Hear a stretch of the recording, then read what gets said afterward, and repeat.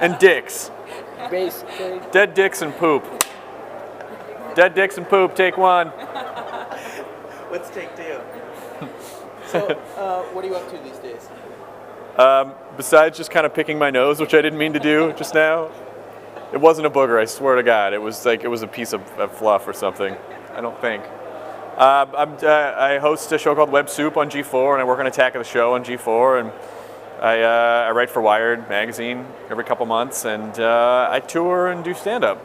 But stand-up is one of the main things. I'm away every weekend. I just shot a special for Comedy Central in New York with John Oliver from The Daily Show and a bunch of other cool comics. So. And just to take it back for a second, because I used to watch Singled Out all the time. Yes. Can you just tell me briefly what's the best story that you have from all those?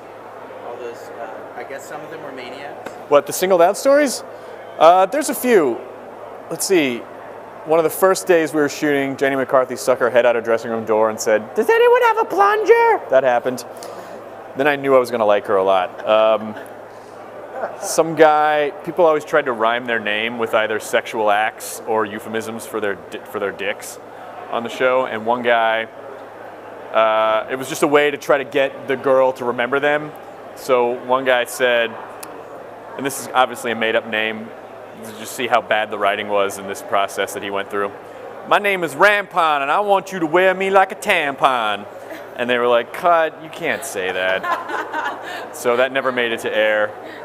I was shooting a promo with Carmen Electra once, and her boobs came out, and she didn't know for a minute.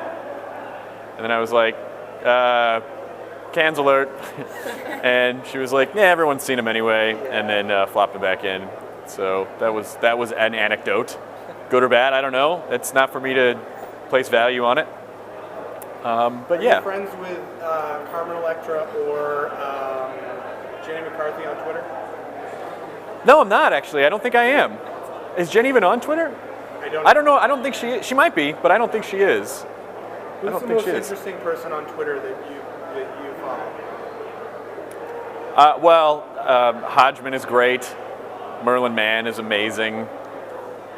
I love those guys. I don't know if they want me to say this out loud, but I did a small comedy festival with all those guys. It was like Jonathan Colton and Merlin and my best friend Mike Furman and Hodgman and Scott Simpson, and we were all sitting around in this cabin late at night. And it was intimidating to be in this group of people because it was like the smartest group of people I've ever sat with in one grouping. And we spent 3 hours coming up with movie titles that sounded like shitting.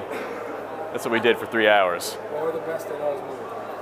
Operation Dumbo Drop, I think, was one of Hodgman's. I think I came up with The Sting. I don't know, River Runs Through It, Chocolat. I mean, the problem is that game will consume you for hours, and you will literally wake up in the middle of the night like, Grease! Like, you can't, it's impossible to not play it. Yeah, sorry guys. Sorry at Hodgman and at Merlin Mann and at Jonathan Colton and at Scott Simpson. Yeah.